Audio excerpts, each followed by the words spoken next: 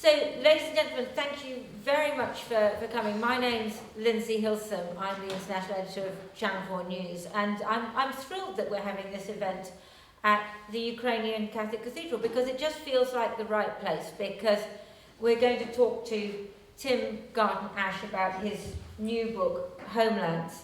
Tim, as you will know, is one of the country's leading public intellectuals, and Europe is his subject. But both he and I have both been in Ukraine very recently, this year, and also spent time there last year. And I think it's fair to say that it's very close to our hearts, isn't it, both of us? And I think that what's happening in Ukraine is in many ways a sort of culmination of this book. It ends in Ukraine, but everything that we read in this book, I think, as I was reading it, I was thinking about Ukraine the whole time, because it's about what is Europe? Who are we? What is a geography? What is a culture? What is an empire? All of these issues. What is history? What are the different interpretations of history? All of these are very live questions in Ukraine today, and all of these are dealt with here. Now, this book is, it's both personal and it's political, and it's probably a little bit polemical in places as well, just a little. And but I think that what makes it so fascinating is that Tim, who is a professor of European history at Oxford, as well as a journalist, so he can recreate the history. He was there, and Tim knows so many of the great figures of European history of our time, from Helmut Kohl to Mrs. Thatcher to Tony Blair to Václav Havel. You know, Tim knows them or knew them personally, so he has that sense of being there, but also that now, at this point, the ability to reflect as a historian does, and I think this gives a unique perspective that we don't often get. And the book starts with the quote from Kierkegaard, which is quite famous: "It is quite true what philosophy tells us, that life must be understood backwards, but then one forgets the other principle, that it must be lived forwards." And that, in a sense, I think is what is so brilliant about this book, that it does both of those things. It understands backwards and lives forward. I'm going to start just by asking Tim a few personal questions and then get him to read a bit. We'll have about 45 minutes or so in conversation, and then we'll open up for discussion, for questions. Do come in, please come in. And then Tim will be signing books. And because time is limited, we haven't got time to do the whole thing, and so you have to buy the book. This is just going to be a taster. And you have to buy the book so that Tim gets the royalties and so that he takes me out for dinner. So it's all there. So let's start off. I was struck by one thing you said. You're a boy from Wimbledon, right? That's a rather middle-class suburb. And tennis playing. And you say, "I am basically a Central European." How on earth did that happen? So, first of all, let me say it's a huge pleasure to be doing this with Lindsey, because foreign correspondents are more important than ever today in the age of Donald Trump and Vladimir Putin, and she is an absolute model of practicing that craft. I begin the book with exactly this question, because in 1989 I was walking down a street in Budapest, having signed a samizdat edition of my essays about Central Europe, and someone said to me, "You must be descended from Sholem Ash, right, the Central European Yiddish writer." And I said, no, absolutely not. All my ancestors came from Yorkshire and Ireland. But the assumption was somehow that you had to have Central European roots in order to be interested in Central Europe, or South European roots in order to be interested in Southern Europe, where the whole point is, actually, you can get deeply interested in other parts of Europe, or indeed the world, and acquire other identities. And so Franz Kafka, in a postcard he sent to his fiancée, said at one point, Franz Kafka, a great Central European, "Basically I'm Chinese." And so I can say, basically I'm Central European. I think we can all think of that by the end of it. It's one of those sort of party questions, isn't it? Like, what kind of animal do you think you are? You know, basically, what are you? But or what age are you? Because everybody has their own everybody internal is age. like sort of a little bit younger than they actually are. But we're not going to talk about that. But I think it's particularly interesting because your background, you talk about your father, and your father, although he wasn't alive to be able to vote, you said would have voted Brexit. He was a Eurosceptic. So, I love my father dearly, admired him greatly. He, as you'll hear in a minute, landed with the first wave on D-Day and fought all his way through Belgium, the Netherlands to northern Germany, but he was profoundly Eurosceptic. Determinedly Eurosceptic. We once gave him a chocolate euro for Christmas and he devoured it with theatrical gnashing of teeth. I'm horrified to say. In fact, he once voted for UKIP. Indeed, the best April Fool ever played on us was when our children rang us up and said that my father was going to stand as a UKIP candidate. Oh my God! And my brother and I immediately started working out how we were going to dissuade him from this thing. So I'm sure he would have voted for Brexit. And actually, in a way, that's quite helpful, because, of course, I was a passionate Remainer, but it helps you to understand how somebody might come from a different position. But in my case, I discovered Europe for myself, starting in the 1970s, of course. But what do you think made your father so anti-Europe, if that's the right way of putting it? You know, I don't think he was anti-Europe, he was anti-Brussels. I mean, it's really interesting, because even though, you know, some of his best friends have been killed in the war, when I told him at the age of 17 that I wanted to go off and learn German, he didn't mind at all. That was absolutely fine. So I don't think he was, maybe a little bit anti-French, but that's traditional, you know. I remember one Knight of the Shires, an old Conservative MP, Sir James Spicer, who was complaining that Margaret Thatcher was very anti-German. And so I said, Jim, yes, but she's also very anti-French. And there was a pause, and then he said, oh, that's all right. It was such a classic English reaction. But my father, he was very anti-Brussels, and it's interesting because he would several times say, for me it's about democracy, for me it's about freedom. And so you see, this is a really important point. That's a kind of classic British and particularly Eurosceptic view. It's Europe versus freedom, right? But for all my friends, starting with people whose formative experience was in Spain under Franco, or Portugal under Salazar, or Greece under the colonels, my French, Polish, Czech, Hungarian, Bosnian, all the way to today's Ukrainian friends, it's the other way around. Europe and freedom march hand in hand. Europe is the thing that will secure your freedom. So it's precisely the opposite experience. I think that's, and one of the things I really liked in the book was when you talked about Greece and Spain and Portugal and the dictatorships and fascism, and that it was only in the 1970s, and it's so easy to forget that, and yet that's not very long ago.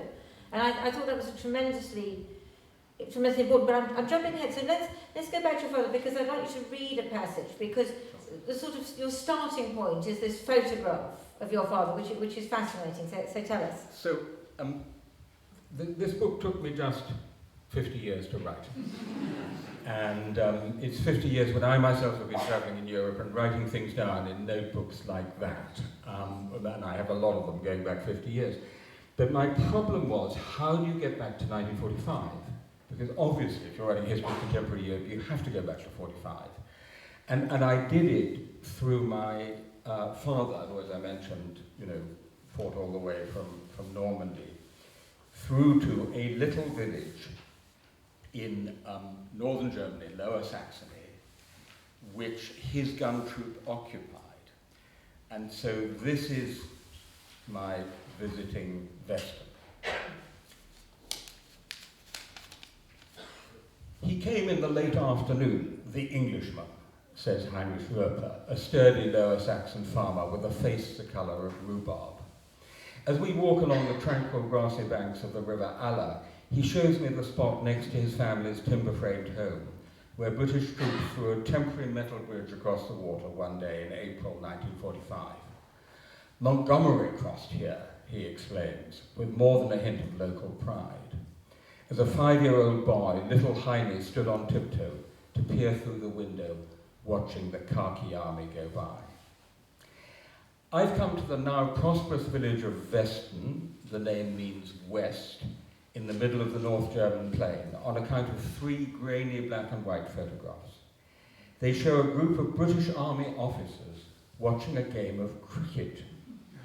One of them is my father, aged 26. He's noted on the back in his characteristic forward-sloping hand that the photos were taken in June 1945 in Westen, which his gun troop occupied at the end of the Second World War. For Dad, who had spent the best part of a year since D-Day fighting through France, Belgium, the Netherlands and Germany, seeing comrades wounded and killed around him, a quiet game of cricket must have been anything but ordinary. I studied the tense face of a young man I never knew, who would become the old man I loved. What was going through his mind? Looking more closely, I noticed in the background a woman with a toddler on her knee. Beyond her are several other children in civilian clothes. One has bright blonde hair and high-waisted trousers held up by braces. Germans. How did it look to them as they sauntered among the strange foreign soldiers, playing this strange foreign game? Might I find someone in Westen who remembered a few details of that time? So here I am, on a sunny spring day, sitting in a handsome 18th century red brick building that now serves as a communal museum. Round a large wooden table in front of me are 12 elderly men and women, and they remember everything. Everything, and perhaps a little more. For me as a Hitler youth, Albert Goerdeker begins arrestingly, it was completely clear that Adolf Hitler would win the war. He believed it right up until the moment he met his first Tommy. All self-respecting Westerners speak of the British forces in the singular as the Englishman or the Tommy. Fortunately, Albert spoke some English, so he said to the Englishman, "Please, sir." Heinrich Müller, a 6-foot-old farmer with a head like a giant pumpkin, had actually been a Wehrmacht soldier fighting on the Eastern Front until he was wounded. Now that Tommy stormed into his family farmstead in Westen and demanded in broken German, "Warum du nicht Soldat?" Why are you not soldier? The Wehrmacht veteran pulled up his driver leg and showed his wound. Some 30 young Germans died in a hopeless defense of Hitler's front line on the east bank of the Aller.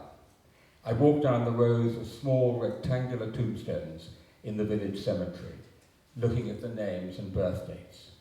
Gerd Esterberger, age 17. Wilhelm Breitsch, 17. Paul Jungblut, 17. Rudyard Kipling's epitaph for a raw recruit springs to mind. On the first hour of my first day, in the front trench I fell. Children in boxes at a play, stand up to watch it well. And so starting with this encounter, I then managed to unfold the story of the hell that was all of Europe in 1945. So in this village, there were refugees from Hamburg because of the Anglo-American bombing, Operation Gomorrah, which King Charles thus celebrated, or commemorated, not celebrated. There were refugees from Silesia. There were slave laborers from all over Europe, all over Eastern Europe, including Ukraine, but also, by the way, Belgium and France. There was a chemical weapons factory in the pine forest, which I was able to visit, and just up the road was Bergen-Belsen. So you had the whole hell that Europe had become in 1945. And my thought was, I've got to find a way to bring the reality, the human reality of that moment home to people so that Europe never goes through that again. And of course, now in Ukraine, it is. And that, I think, is so I mean, with that description, we have to talk briefly about Ukraine, and we'll come back to it at the end. But your book is about the sort of building of Europe, and the building of a peaceful Europe, and the building of a prosperous Europe over this period of your life in Europe. And yet now, it just feels like such a culmination of failure, what we are seeing in Ukraine now. I mean, do you feel as it's like a historical inevitability? I mean, you talk somewhere about the sort of cycles of dictatorship and so on, or something that we should have seen coming and could have prevented? Not at all. I mean, absolutely preventable. But it just to sort of give in this book there's a sense of a curve, which, starting in 1945 in Western Europe only, is an upward curve. But when I started traveling to Europe as a very young man in 1972-73, more Europeans lived under dictatorships than lived in democracies. I think very few young Europeans today would recognize that. We did the numbers. If you include the European republics of the Soviet Union, 389 million Europeans lived under dictatorships, 289 million in democracies. Spain, Portugal, Greece, all dictatorships. And then for the next 35 years, with some major setbacks, you have an ascending curve, the spread of freedom, the spread of democracy, and what I call the enlargement of the West, of the EU and NATO. Southern Europe first, then East Central Europe through 1989, the 1990s, Southeastern Europe, the Baltic states, through towards Ukraine. Starting, in my view, and of course, by the way, with major setbacks, of which one of the biggest was the wars in former Yugoslavia, Sure. to which I have on which I have a chapter. So we said never again in 1945. It happened again in former Yugoslavia. Then we said never again, and now it's happening again. But I think the downward turn, Lindsey, actually starts not in 2022, but in my book, both literally and metaphorically, in 2008. Yes. The combination of the global financial crisis, which segues into the Great Recession and the Eurozone crisis, and Vladimir Putin's seizure of 2 chunks of Georgia, begins a whole series of crises, sometimes called the poly-crisis, refugee crisis, Brexit, Trump, COVID, you name it. Of course, Ukraine 2014, crucially, the turning point at which the West fails to turn. So that when I started work on this book 4 or 5 years ago, it was that downward turn I very much had in mind, right? And so the book was an appeal to say to people, hey guys, we've achieved the best Europe we've ever had, but now it's under threat. I have to be honest with you.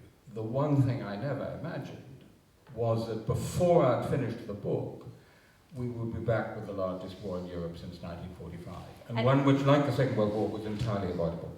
And what's amazing about 2008, of course, is it's also the Beijing Olympics.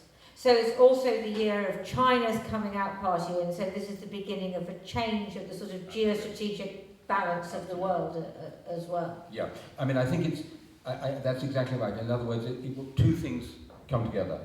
The crisis of Europe and the West, which is largely endogenous, it's mainly our fault. We could talk about why we got there. I mean, if you want it in one word, it's hubris. But at the same time, you have this spectacular rise of China and other non-Western great powers, plus challenges like climate change.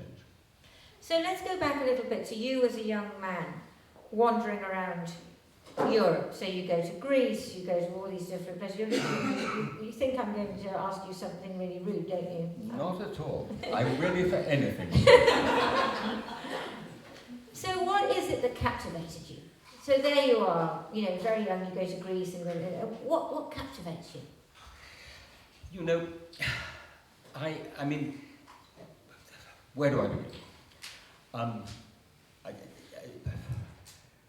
The variety of places, the amazing histories, the extraordinary people. But I think that one thing in particular captivated me, and that is people who were struggling to throw off dictatorships.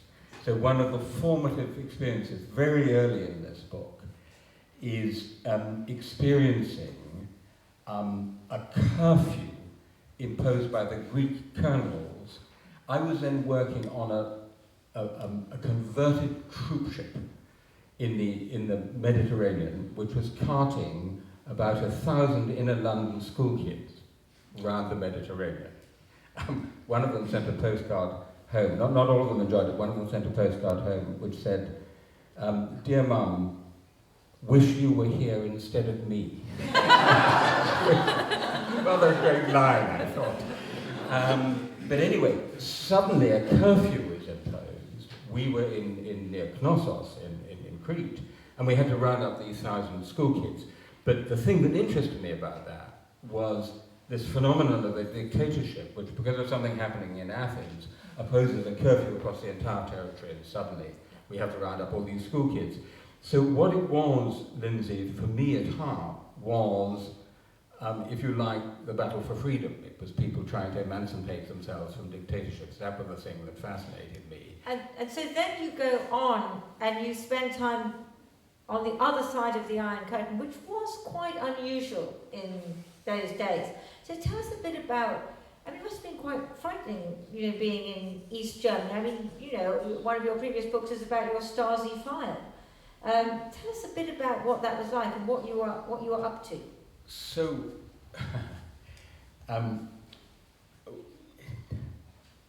as I said, I was fascinated by the phenomenon of dictatorship, and I went to Berlin to write my doctorate at Oxford in history, never finished, on... Really? You never finished your doctorate? How thrilling. Are you not a doctor? Oh no, that's marvellous. That gives hope to so many of us, doesn't it? Sorry, go on. German academic institutions find this impossible to believe. I remember something called the Berlin-Brandenburg Academy of Sciences, which is the former Prussian Academy of Sciences, and when I was lectured, they said, "What's your proper title, your academic title?" And at that time, I was just Mister, so I wrote back Mister. And they could not believe this, and in the mind of the clerk at the academy, it was simply impossible that a professor could only be a Mister. And so we went back to and fro 3 times with them, saying, "No, we mean your proper academic title." And finally it appeared in the list with Mister in big letters, as if it was some sort of mysterious Oxford thing. But anyway, the doctorate abandoned because the question that interests me, that I started with, what do people do about dictatorships? What makes one person a resistance fighter like Stauffenberg and another Nazi like Speer? Now what I discovered was that people were facing these dilemmas in real time, just the other side of the Berlin Wall, in East Berlin and then in Eastern Europe. So that's what took me actually to live in East Berlin and then travel around Eastern Europe. And it was, I mean, there were dictatorships, there was the Stasi, they were always aware of the secret police. But of course, so I think if I'm totally honest, I find it excitingly frightening. Right, because of course I had a kind of insouciance of someone who's young, but also, frankly, the worst that could happen to you in the 1970s was probably being kicked out. So like you, I was kicked out of a handful of places, but nothing worse happened to me. But I did a kind of self-imposed apprenticeship, traveling around behind the Iron Curtain for about 5 years, and that was so utterly fascinating. And that's really sort of fundamental, I would say, isn't it, to what you believe in? Yes. I mean, this book is about everyone has their own, particular thing, and the leitmotifs of this book are Europe and freedom. But freedom, you see, freedom's interesting because obviously, freedom is a good thing, right? But in many of my travels, I have found that people don't talk about freedom as much as they talk about dignity, or justice, or food, for example. And there are some people who might say that freedom is a kind of bourgeois concept. And those some people would be wrong. I'll tell you one place they talk a lot about freedom, that's Ukraine today. Both Svoboda and this really interesting word volia, which we'll talk about in a moment. And I can tell you people talked a lot about freedom when they were behind the Iron Curtain, and then of course, but to be clear, it's not like, let me start somewhere else. The philosopher Henri Bergson has a really striking phrase. He talks about the illusions of retrospective determinism, which is the temptation to believe that something that actually happened somehow had to happen. So now everyone tells the story of the 70s and 80s as if it somehow inevitably led towards the fall of the Berlin Wall and the end of communism. Yeah. There was nothing inevitable about it. It was a 1 in a million example of historical luck. And when I first started traveling in Central and Eastern Europe, 78, 79, there was actually quite a lot of sort of qualified legitimacy of the regime, because there had been significant improvement in living standards. It was much better than in the Stalinist period. There was a genuine sense of improvement, and anyway, people thought you could never change it. The Berlin Wall was going to be there for the next 50 years. Except in Poland. In Poland, where I first went in 1979, you already had a very strong dissident movement, and then of course you've got Solidarność, the Solidarity movement in 1980. But it's not the case that everybody was just yearning for freedom, starting in 1945 or 1949. But nonetheless, going through the 1980s, that appetite for freedom became much stronger. And what I really do resist is a slightly complacent Western narrative, which says, really it was all about the economy. Mm-hmm. It was just about living standards. No, I'm sorry. It wasn't just about living standards. It was also about freedom and dignity and justice. But dignity and justice, you see, I think it's just interesting that the dignity and justice come up so much. No, I don't know, is that just part of freedom? Is freedom just a... So in my view it is, and actually, of course, if we go to the crisis of post-2008, one of the things that we got wrong was we reduced everything to freedom, and then we reduced freedom to economic freedom. And freedom requires justice, it requires a degree of equality. So is the European concept of freedom different from the American concept of freedom? I think the American concept of freedom is different from the American concept of freedom. I think the whole American argument is precisely about the argument between a kind of egalitarian liberalism, represented by someone like Rawls or Ronald Dworkin, which is very like a sort of European-style left liberalism, and, Hayek, Friedman, neoliberal free market fundamentalism. So let's go back then to the young Garton Ash, and you're in Czechoslovakia, and you get to meet Václav Havel, and I think I can say if there's you talk about the sort of the individual concept of history, and there are some amazing individuals in this book, and he of course is supreme amongst them, and he became your friend and so on. Tell us about this when you actually go and he's under house arrest, isn't he? And yet you go and see him. Yes. I mean, if there is I don't know about you. I'd be interested to know your experience. When I was young, I believed in heroes, in the sense of ideal, perfect human beings. I no longer believe in heroes, because people who can be quite extraordinary, noble, brave, in one set of circumstances, can behave quite badly in another set of... If you look at the biographies of resistance fighters in the Second World War, or in my case, my dissident heroes, who after 1989, some of them behaved really quite badly. I'm not talking about Havel, but many of them did.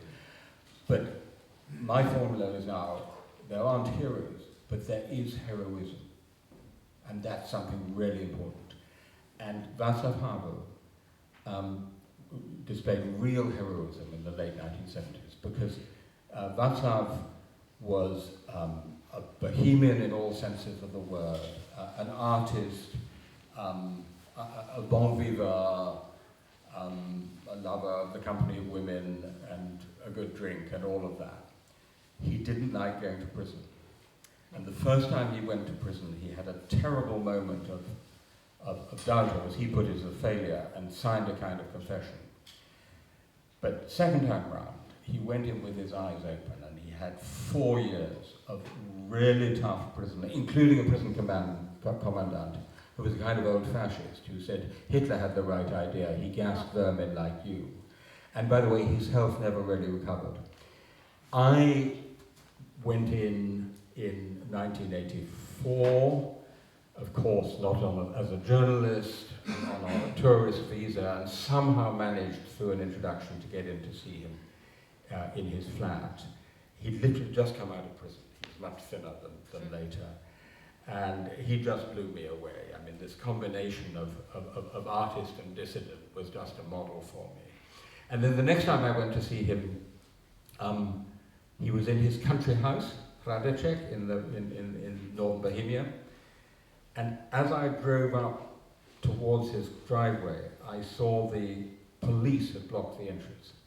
And so I drove round the back up into the woods, parked my car, hid my car in the woods, and like a parody of a sort of Western agent of imperialism, having to see him, worked my way down through the woods and the thick grass, cursing my white Burberry raincoat, which is not a very, which would have made perfect for the propaganda film, and knocked on the back door, and Havel opened the door, and he was wearing a t-shirt with a huge inscription saying, "Temptation is great," because Temptation was his latest play.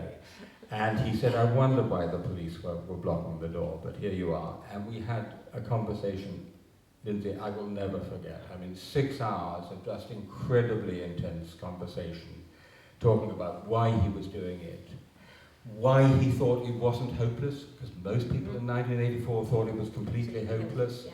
He said that the social consciousness was being awakened about writing under the pressure of censorship and the thought that any minute your manuscript could be confiscated. So, no, truly a great European of our times.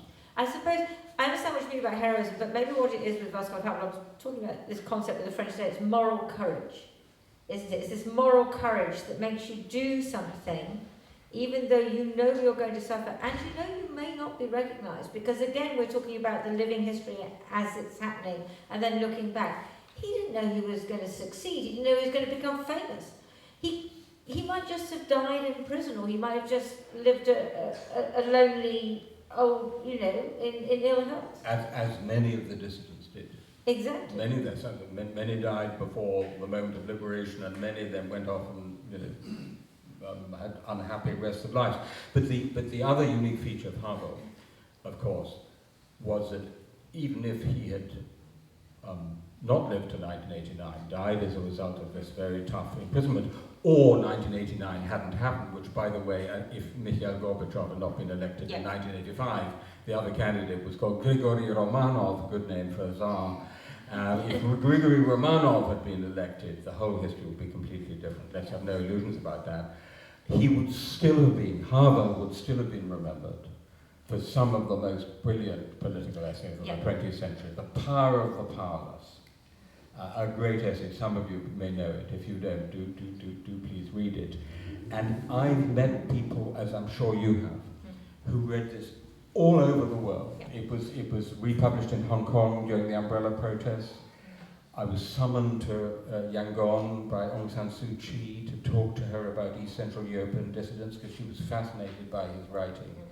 So that combination of being the playwright, this extraordinary political essayist, a very courageous dissident, and then the statesman, is just unique. You mentioned Aung San Suu Kyi. If we want to talk about heroes that may have fallen in our eyes, I'm afraid. Absolutely tragic, and I don't know about your impression, because I'm sure you met her, but my impression, I met her twice in some brief intervals between house arrest, and she's unbelievably courageous, great integrity. But what I immediately sensed was that she was lacking the political instinct, which is what Havel had. And Havel, even when he was talking anti-politics in 1983, 1984, you could see that he had the political instinct. And so when the moment came, he knew which levers to push and how to get there. That's really interesting. And she as you know better than anyone, just didn't. So she missed her chance, because if she had seen that she had to take down the military, she had to use people power, as Havel did in 1989, to negotiate a transition. You had to do it peacefully, but to negotiate a transition which put them underneath and the opposition on top, she wouldn't be locked up as she is today. So it's a tragic, tragic story, because she sacrificed her private life. Yep. I mean, I got to see her because her husband, Michael Arias, was a colleague and friend of mine in Oxford, you know, she left her children when they were very young. I mean, terrible sacrifice. And then to be confronted with this just massive failure. What about Lech Walesa? Did he have that political instinct? Because again, from the book, I get the sense that, you know, being in the shipyarding, the dance and so on, that was a real... I kept, when I was reading it, I was thinking of that quote from, you know, that poem, you know, bliss it was to be alive in those days, but to be young was very heaven. Yes. Well, you were in love as well, weren't you? Yeah, all of the above. All of the above. Karl Mannheim, the German sociologist, says your formative political moment is usually between the age of 17 and 25. And it's a pretty good rule of thumb. I mean, maybe people in the audience would like to just think for a moment, what was your political moment? It's an interesting, but it's not a bad rule of thumb. Yeah. Which is why one of the things I say in the book is you have a series of generations that have made this Europe. The 14ers who were formed by their experience in the First World War, Churchill, de Gaulle, Adenauer, the 39ers, Second World War, the 68ers, the 89ers, who were people who were young in 89, and what after that. For me, actually... 2008ers, and that's what's really worrying. Also, particularly in Southern Europe, yeah, people for whom actually, you know, the past was better, and things got worse, and they've got worse partly because of Europe, right? But for me, it was 80-81. It was a Lenin shipyard. I was 24, 25, and my good friend Neil Asherson, a wonderful, wonderful writer about Eastern Europe, once described Lech Walesa as a golden monster. And it's perfectly true. I mean, he was in many ways a monster, but he was a golden monster because he was a brilliant People's Tribune, and he had that political instinct from the very start. But he was one of those people who didn't behave so well after liberation as he did before. Yeah, I mean, people have their time. You know, as you say, it's about heroes, isn't it? That somebody has their time and then they can't do it. So that brings us up to 89, which is really a most thrilling and unique historical moment. And that was that the sort of height of your, I don't know, hope, I suppose? Well, it was, I mean, just because I've spent the last 10 years on this apprenticeship, getting to know all the dissidents and the opposition leaders. I really did have a ringside seat in 1989, and I had unique access in the Magic Lantern Theatre in the Velvet Revolution in Prague and with Solidarność and East Germany and so on. So it was an incredible experience and obviously a very inspiring one. But I don't want to say it was the height, because at the time we were very worried about what came next. Mm-hmm. I mean, as you will remember, people now look back and they say, Francis Fukuyama, end of history, all that liberal triumphalism, all that complacency in 1989. Not a bit of it. We had no idea how we were going to make this thing work. You will remember the joke at the time about 40 years of communism was, we know you can turn an aquarium into fish soup, but can you turn fish soup back into an aquarium? Right? There was no private property, there were no independent courts, there was no political pluralism, there were no independent media, there was nothing. And my friends, you know, Bronisław Geremek, Tadeusz Mazowiecki, Václav Havel, János Kiss, and Peter Pitat, and on, they didn't know anything about capitalism. They had no idea how to do it. And so there was a real sense that this whole thing might go completely pear-shaped. And if you look at the last pages of my book, The Magic Lantern, my eyewitness account of 1989, I actually say, this may all end very badly. We may go back to the interwar Central Europe of nationalism and ethnic conflict and corruption and authoritarianism. So actually the sense of triumph, Lindsey, I think really comes 10, 12 years later, right? When actually Poland and Hungary looked like consolidated democracies, as did the Czech Republic and Slovakia, and they were joining the EU and they'd joined NATO, and we felt, yeah, we made it. You know, 25, 30 years struggle, to coin a phrase, mission accomplished. And the joke is, of course, the irony, that that's precisely the moment when things started going wrong. Absolutely, and that brings me on to one of the other sort of important themes in the book, which is the European Union. Now, you're obviously a huge supporter of the European Union. In fact, there's a bit, I was looking for it. Can you sing that anthem that you wrote the words for? Well, I can't sing at all, so I can't sing any anthem, and you wouldn't want to hear me if I tried. But you did Okay. write a libretto. Right, you're putting me in the spot here. So, one of the things Havel was quite worried about was, and he wrote about this brilliantly, that the way in which the European Union was a dry, technocratic, elitist project, that it didn't speak to the emotions in a way that nations did. And so we hatched up together the idea of doing words for the European anthem.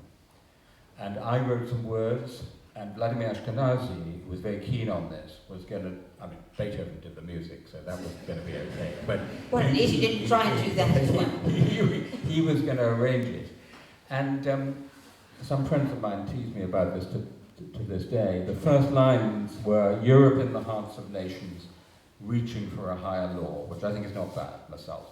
I'm actually sceptical, but I think it's not bad anyway. But you wouldn't it's not quite God Save the Queen, is it? Well, you know, but actually, God Save the Queen is extremely banal. Now, so when well, maybe that's the secret. When people have been singing it for 200 years, you know, they tend to like it. But listen, I do think it's a real problem for the European Union, that it just doesn't have this affective, this emotional And why doesn't it? I mean, I'd qualify that slightly, because I think there are a couple of symbols. I mean, I think some hearts beat faster when Emmanuel Macron came out in 2017 to the tune of the Ode to Joy, right? I mean, I think one or two, my heart beat faster anyway. I think the flag, I don't know about other people in this room, but actually I think the European flag does have some emotional appeal. I don't know about other people here, but I felt a real pang when the European flag came down from British public opinion, public buildings after Brexit, and we just had, you know, Boris Johnson blackguarding away in front of 3 or 4 Union Jacks. So I think but it's limited, and it's limited because it is, in a way, its methods are technocratic. It's a system of organized cooperation and conflict regulation, still fundamentally between member states. It's still fundamentally an interstate organization, despite the fact that, you know, there's a supranational element and it negotiates on trade and so on. And Brussels is, whisper it not, incredibly boring. Oh, tell me about it. I've had to cover EU summits. Yeah, Brussels doesn't, you know that line from Balkans, which I'm sure many of you have seen, in Brussels nobody hears you scream. But also Brussels doesn't sing. And so actually one of the things I say in the book is that in my experience, the one thing all Europeans have in common is America, right? You go to the smallest village in Transcarpathian Ruthenia, and they know the main players in the United States, in Washington. Because Washington has theatre, and politics is also theatre, and the European Union doesn't have theatre. Of course, the one place where it really does move people is Ukraine.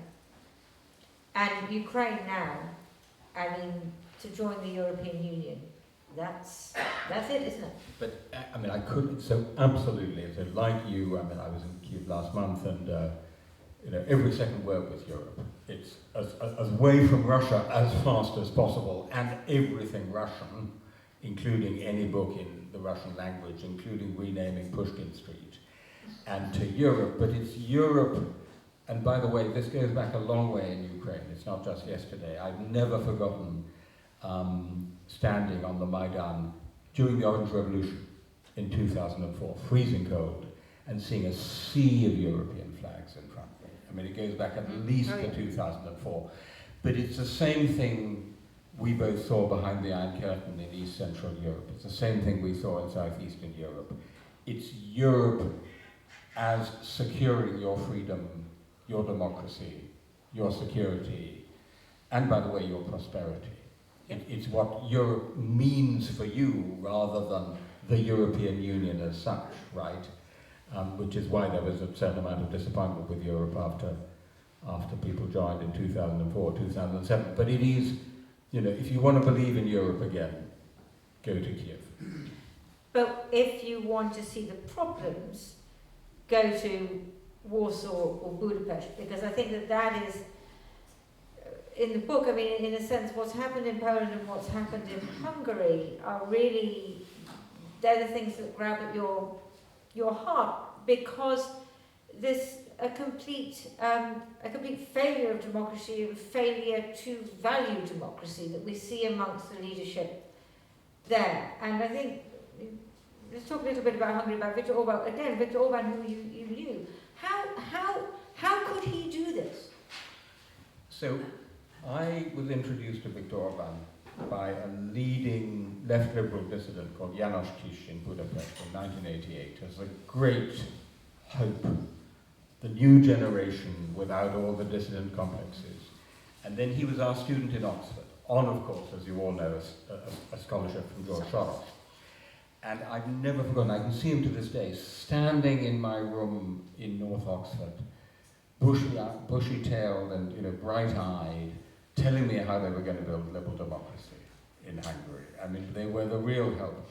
Now, we saw Orban as the most talented politician of his generation, and we were not wrong. Oh, absolutely. I mean, he was and is. But the trouble is he used it to demolish democracy, not to build it. And if you ask why, I think there were two components. By far the most important is it was his way back to power. It turns out this was a guy that really only cares about wealth and power. And if you remember, they were defeated, and he realized that if you were going to win elections in Hungary, you had to go to the right. And so he went sharply to the nationalist right, won the 2010 election, and then shows you how important constitutions are, through a fault in the Hungarian constitution, had a supermajority so could change the constitution, and starting in 2010 actually started demolishing democracy in Hungary. The other element is that, as many of you will know, as in many countries, there's a tension between the big city, the capital, and the countryside. And it's particularly strong in Hungary between Budapest, this big cosmopolitan guy, and he comes from a small village in provincial Hungary. So somewhere in him were these resentments of cosmopolitan Budapest, which sort of condescended to this, kid from a provincial village. But for me, you're absolutely right, it is one of the most shocking things that's happened over the last decade, that you can actually destroy democracy. I mean, Hungary is no longer a democracy. It's not just an illiberal democracy. Poland is an illiberal democracy.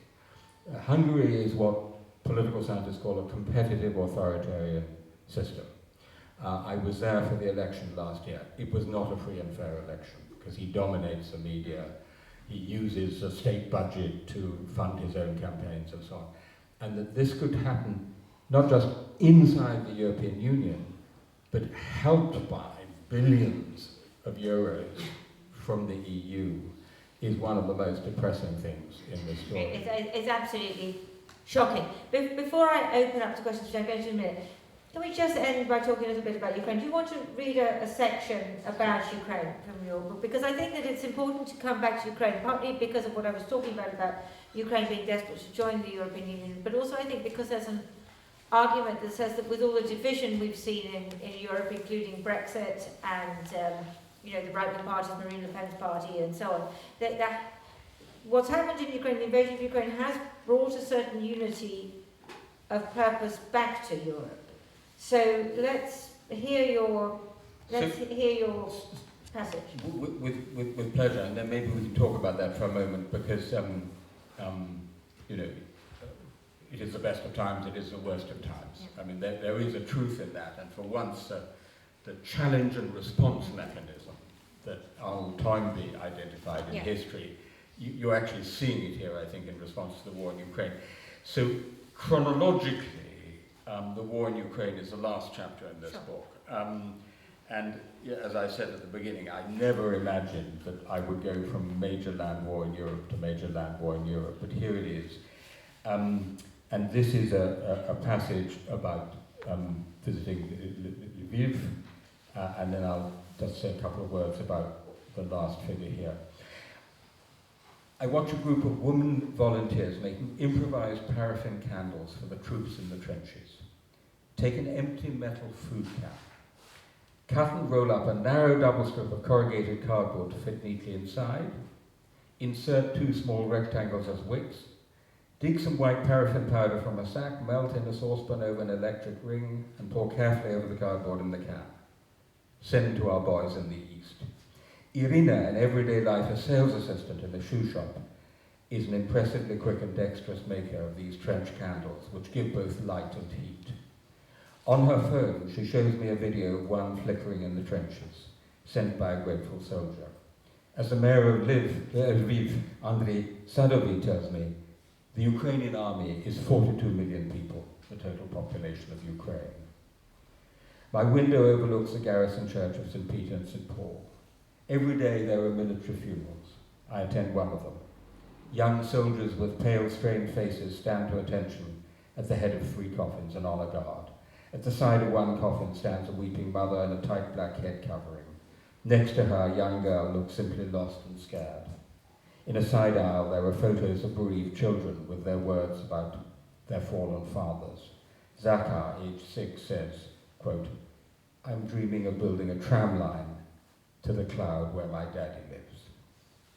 In Lviv's military cemetery, which is called the Field of Mars, I walk up a gentle slope through a small forest of new graves, each bedecked with flowers, flags, and a photograph of the dead soldier.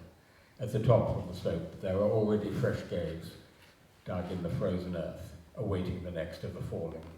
One of those buried here, Artemy Dimid, is the son of the first rector of the university at which I speak. Nearby, Yevgen, a twice wounded soldier convalescing in a military hospital in Lviv, tells me he lived for 6 months in a series of holes in the ground he dug himself. On Google Maps, he shows me the terrain over which they fought, field by field, ditch by ditch, tree by tree, strangely shaped acacias, he recalls, as his regiment advanced towards Kherson. 2/3 of his company was wounded in just one assault. A tall, handsome man, Yevgen speaks with an eerie matter-of-factness, as if all the emotion had been burned out of him by shell fire. He volunteered to return to the front after recovering from his first set of wounds, and now, in rehabilitation after his second wounding, he wants to go back to the front again.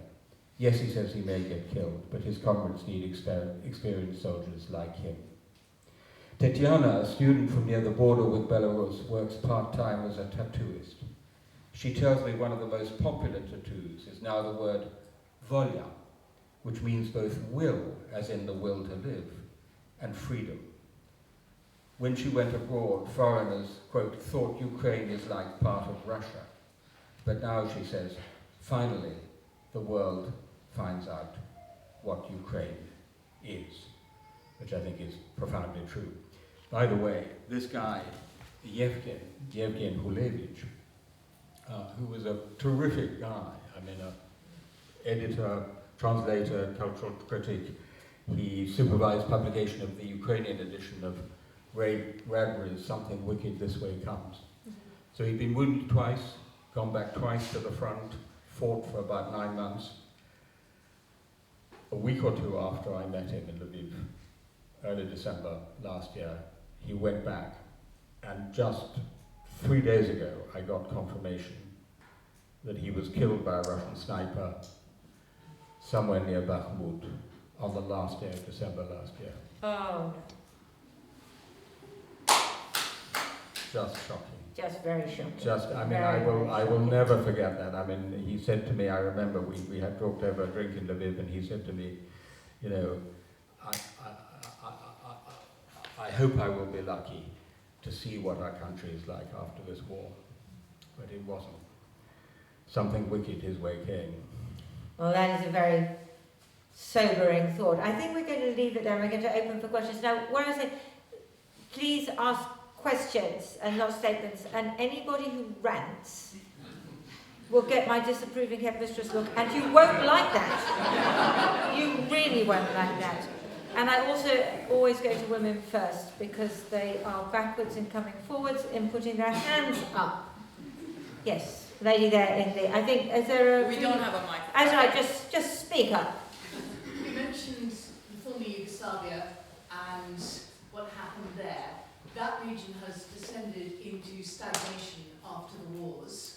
What, if anything, will restart it and get it back on this, on some kind of track towards the future? Because we're seeing what I fear from Ukraine is a parallel with what happened in Bosnia, that there's an unsatisfactory settlement and then it just freezes. And also the danger of Russian interference in Serbia. So yes, I think that's a very good question. It's such a great question. I mean, of course, one has to differentiate a little, because of course both Slovenia and Croatia have got in. So there's what Dick Holbrooke did at Dayton was always putting on sticking plaster, so that was only going to be difficult. But fundamentally, I think a large part of the answer is that this great momentum of eastward enlargement, which in a sense went all the way from 1973, when Britain, Ireland and Denmark joined, through Spain, Portugal and Greece. I mean, remember there were only 6 members in 1972. Through East Central and parts of Southeastern Europe, all the way to 2007 Bulgaria and Romania, 2009 Croatia. And then it stopped. And North Macedonia, which was accepted as a candidate, which is all that has been said to Ukraine, there's a protest, the North Macedonian protest here. Quite right too. I would cry if I were North Macedonian. North Macedonia accepted as a candidate in 2005 and still waiting. There's a famous New Yorker cartoon which shows a businessman talking to an obviously unwelcome caller on the phone, and the businessman is saying, "How about never? Is never good for you?" and that's basically what the EU said to the Western Balkans since 2005. So the hope, and it's a cautious hope, is that rather than Ukraine suffering the fate of the Western Balkans, i.e. how about never, is never good for you, it's actually going to be the other way round, and there's just a possibility that the kind of strategic commitment to Ukraine actually puts an accelerator under the Western Balkans, because countries like Austria and Germany are saying, well, we've got to get the Western Balkans in first, and then we'll go to Ukraine. But what about Russian interference in Serbia? Because one, I would see that as a great danger. It is, and indeed, if you look at the opinion polling on the Ukraine war, it's a couple of countries there. Actually, Greece is not so solid, but Serbia too. So it clearly is a big danger, because, Lindsey, and again, you know this very well because I know you're reporting on it, if the West is not really serious about getting you in, then the rational strategy for local elites is to play all sides. Absolutely. So you play Russia, you play the US, you play Europe, you play China, and get rich in the process. Absolutely. Yes, another gentleman there, and then the lady here. Yeah. So you alluded, and I hear this a lot, talk about the missed opportunity to challenge Putin in 2008 and in 2014. Part of the problem was he was very smart then. He only invaded places that wanted him. I mean, if John McCain had succeeded in sending American troops to Crimea as he wished, they would have been shot by the locals. It wouldn't have been the Russians that the locals would have been shooting. And I sort of wondered, sometimes you kind of have to wait till the guy screws up. Like, we talk about this missed opportunity in 08 and 14. I don't think the Georgians wanted him in 2008, did they? Well, in Abkhazia, no, he took Abkhazia and South Ossetia. They wanted him, they loved him, he took it without firing a shot. Ask the question and then... So the question is, what could we have done? I mean, he didn't give us a lot of leverage to get in there and change the course that we were headed on until a year ago, I think. So first of all, I fundamentally challenge your premise. It's not true that the people of Crimea overwhelmingly mentioned it. Certainly the Crimean Tatars didn't. Well, certainly some people in the Donbass didn't. But more to the point.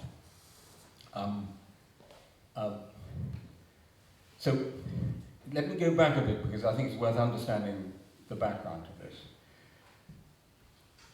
The largest land empire remaining in Europe, the Russian Soviet Empire, softly and suddenly vanished away in just 3 years in 1989 to 1991.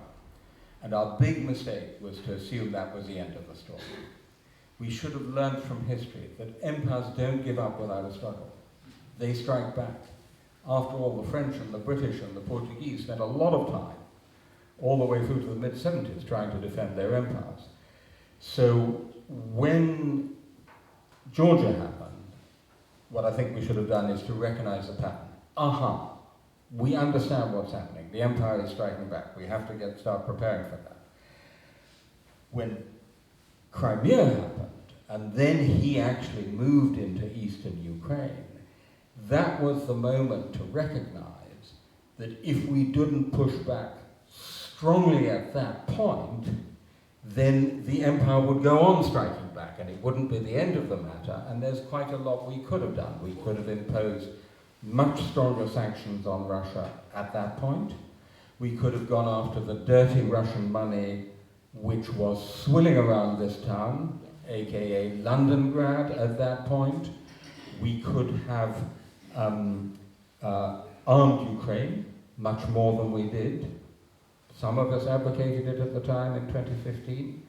The column for which I got more abuse than any other in The Guardian, and that's saying something if you know The Guardian comment threads, is one I wrote in 2015 on eastern Ukraine when I said sometimes it takes guns to stop guns. So if we had armed Ukraine more strongly at that point and sent a clearer message to Putin at that time, I do believe that we might be in a much better place today. I don't think he would have risked the full-scale invasion last year. I think your point though, I was in Crimea in 2014, and it is true that there were an awful lot of pro-Russian, there was an awful lot of pro-Russian sentiment. Now, the referendum was insane. It happened in 24 hours, and what the poster said was on one side you could choose the Russian flag, on the other it was a swastika. So that was it was subtle, right? And I did have a rather ridiculous time because do you remember it was all these guys in Spetsnaz uniforms but with no insignia? Little green men. Little green men, they were. And I would keep going up to them. I know one phrase of Russian. I have one phrase of Russian, which was "Voy Ruski soldat, are you a Russian soldier?" To which they would reply in English, "No comment." But there was a lot of pro-Russian sentiment. Yes, and there are all sorts of corners of Europe where there's a lot of sentiment in favor of the neighboring countries. So, for example, in southern Slovakia, you have a significant Hungarian minority who have been very well funded by Viktor Orban, and they would probably welcome the Hungarian army. That's not an argument for allowing these things to happen. It's not, but it's suggested the point that the gentleman made about going into places where they would to some extent be welcome. But his point was that, as it were, hindered us doing something in response, and I don't think it should have hindered us in doing something in response, because actually, if you accept the principle that borders can be changed by force, then you've destroyed the whole liberal international order post-1945. What I think is true is that if, as I hope, and we could talk about this, Ukraine does actually get Crimea back, because I now think it's crucial they should also get Crimea back, not a common position in the West, then there will be a big challenge in what they call, they now have a new word for it, de-occupation. That is to say, in winning back the support of the local population, as there will be in Donbass, partly because the many, many people who are very happy being citizens of Ukraine have fled. Absolutely, they're banned. I think the other thing which is interesting, and I'll come on to your question in a minute, sorry, I'm abusing my position as the chair, which I found very interesting in the takeover of Crimea and the Donbass, was the way they echoed the language which the West had used for the invasion of Iraq. So it was a humanitarian intervention. It was to protect people. It was because people were hungry. It was because people were oppressed. None of this was true, but it was very interesting to see how the Russians had learned that language and used it for their own purposes. This is a fascinating point, Lindsay, and it's actually, I think it's two things. I think it's instrumentally brilliant, but it's also, I spend a lot of time looking at the evolution of Putin. It's not the enlargement of NATO. Don't believe it. Putin accepted the enlargement of NATO. George Robertson, as Secretary General of NATO, had 9 conversations with Putin. Putin never once raised an objection. Condoleezza Rice told me that they'd never raised an objection until 2007. But what really did get his goat, I think genuinely, was first of all Kosovo, without UN authorization, and then above all Iraq. And there was a strong element of, anything you can do, we can do better, right? If great powers can just go around ignoring international law without UN authority, then I'm going to do it too. Yeah, that's really good. You had a question. Yes, thank you very much for that explanation. You started out the talk about Brexit and what impact that has had. Looking at Brexit now, 6-7 years on, and all the different conversations that we have, where do you see the UK, United Kingdom, whatever that is going to stand for in the future? In the future, is it going to be no longer the United Kingdom? Is it going to be a smaller kind of bird that is trying to fly over a bigger land? Or do you think there'll be enough push that's saying perhaps we need to rejoin the Union? What a depressing question. Go on, someone was going to ask it, weren't they? I just did 3 days in Amsterdam and Brussels, and doing a slew of interviews and events, and the only question people asked about Britain was, is Britain going to rejoin, and if so, when? So, if anything was going to tear the United Kingdom apart, it would be this. And so I think there is still a serious chance that the Scots might, some would argue, putting heart before head, vote for independence, and there is a non-trivial chance that sometime down the road, with new majorities in Northern Ireland, the Northern Irish might actually think their future, if not de jure, I mean, it might be a constitutional fudges with the Republic in the island of Ireland. So I think that's a serious possibility, but it's something that, I'm not an expert on and I can't influence.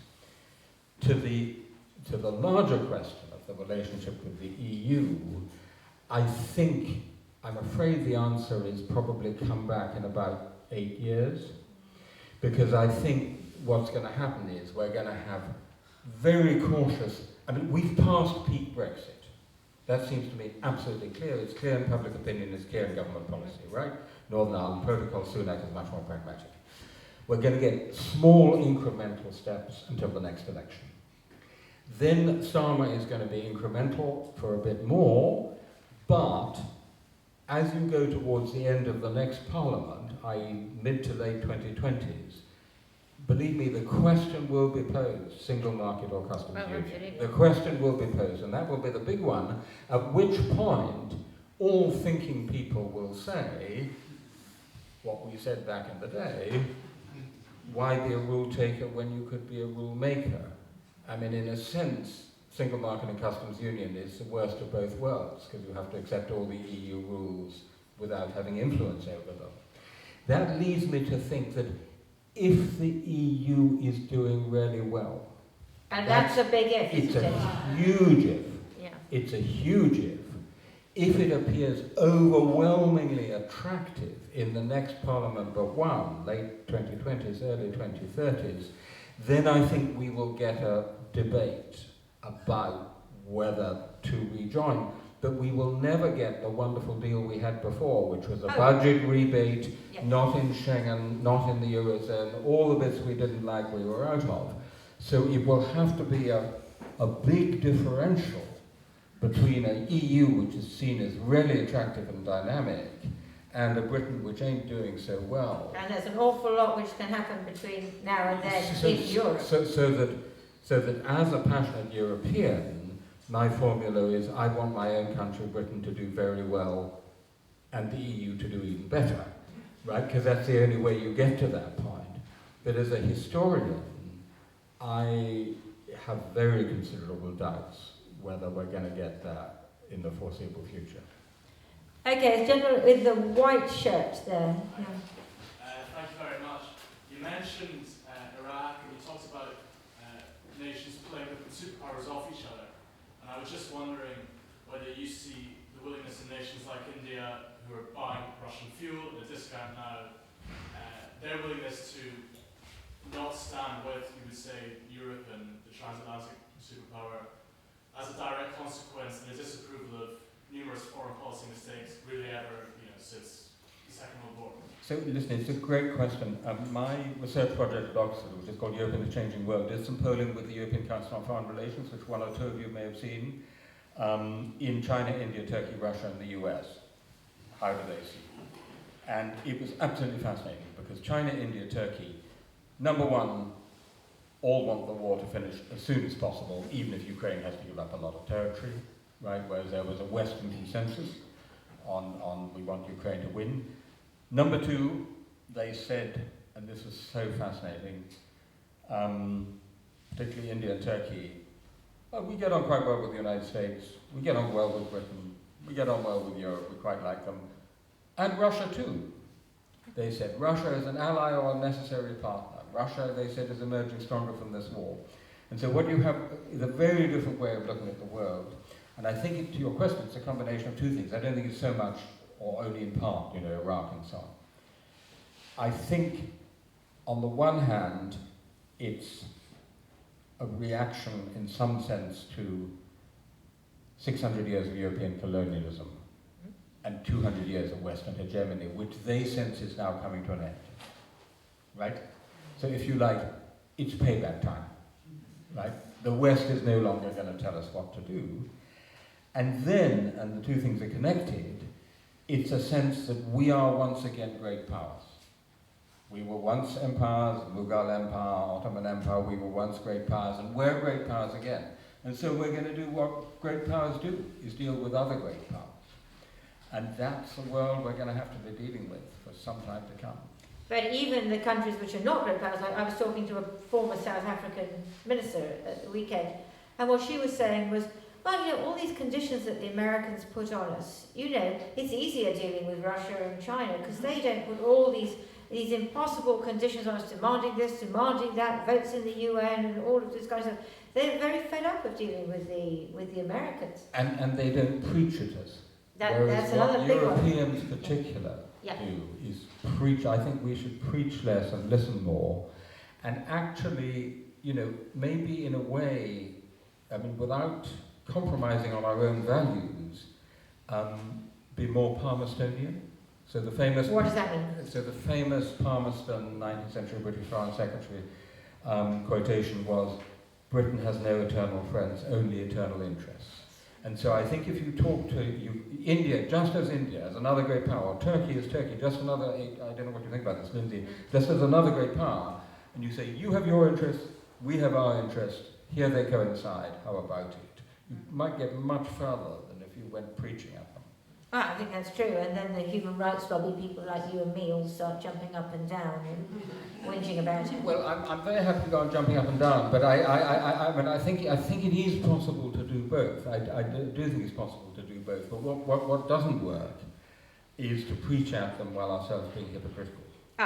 Which is what always happens. We're going to have to draw to a close very soon. Yes, I'm going to go to this gentleman here in the dark sweater. In the early 80s, I read a very thin book by Professor John Donne, which predicted an uptick in nationalism. And he was talking about the context of Africa, a post-colonial moment. But it seems to me the same thing can be applied to post-Soviet republics. And we've mentioned Yugoslavia, to the Yugoslavian situation. So my question is, with that kind of nationalism that responds from a removal of imperial power, how does one reconcile that with being European? Good question. So first of all, on how it happened. So there is a theory about this, which is the deep freeze theory, which is these ethno-nationalisms were always there, but they were in the deep freeze, and then communism ends, and out they come. That's not what happened. That's not what happened. What happened is that at the end of the communist period and in the transition, you had leaders who were trying to hang on to power or to gain power, and they instrumentalized nationalism, right? So late communist regimes, Ceausescu's Romania, for example, were already quite nationalistic, and Milosevic and Tudjman are the classic example of post-communist nationalism. So it was instrumentalized, and those feelings were actually stirred up. In terms of reconciling them with Europeanism, the beginning of wisdom is to recognize that Europe is built of nations, and nations are not going away anytime soon, right?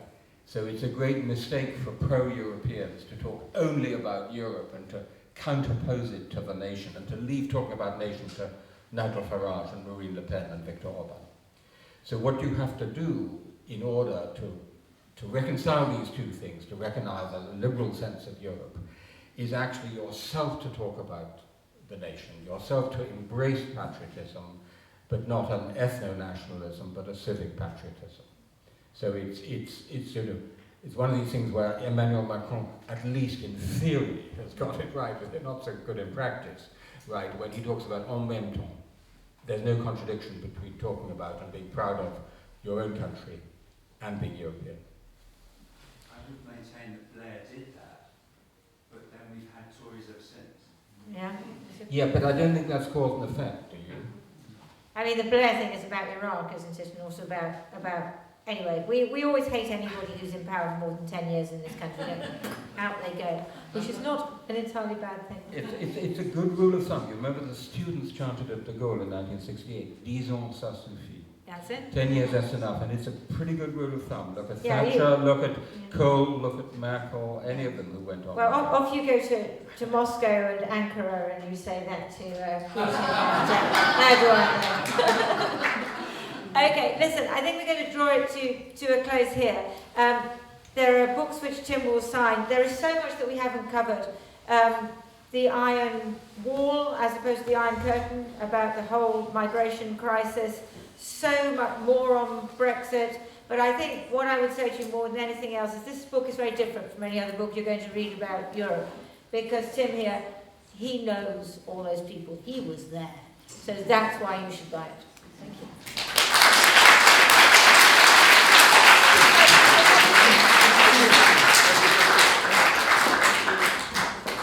Once again, I'd like to thank you both for this inspiring evening. Thank you, Panvera, as well. Thank you for having us. For those of you who have not been to our cathedral, after you purchased a book and had a signature, please feel free to go to our cathedral, say a prayer for Ukraine and for yourselves. And again, have a wonderful evening, and God bless you all. Thank you.